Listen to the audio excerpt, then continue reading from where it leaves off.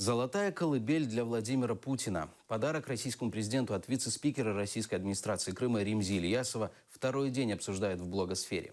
Отличился глава немецкой общины Крыма Гемпель, назвав подарок ключами от полуострова. Что на самом деле подразумевается под смыслом «золотая колыбель», узнавали наши корреспонденты.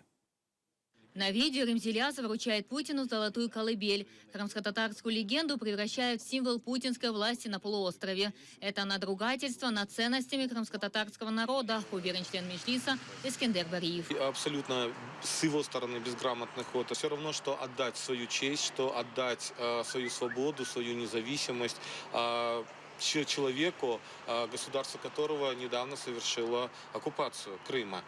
Процесс вручения золотой колыбели озвучивает корреспондент одного из российских телеканалов. По легенде, примерно 1000 лет назад крымский князь спрятал ее в пещере, и легенда гласит, кто ее будет искать, тому будет беда, а кто ее найдет, будет обладать Крымом. Эскендер Бариев говорит, легенда имеет совершенно другой смысл и упрекает журналиста в перекручивании российской истории на свой лад.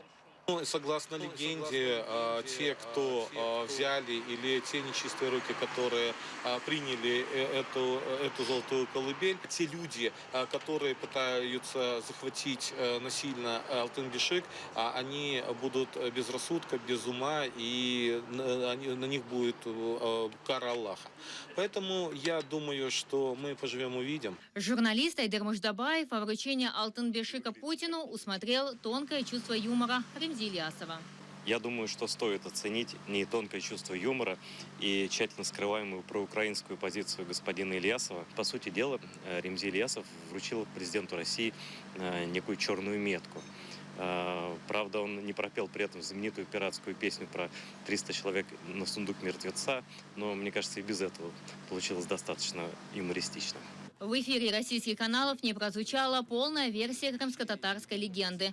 Согласно ей, генуэзцы, которые хотели насильно забрать золотую колыбель, исчезли. А крымско-татарский народ, как ни пытались уничтожить, голодом, расстрелами, депортациями, существует.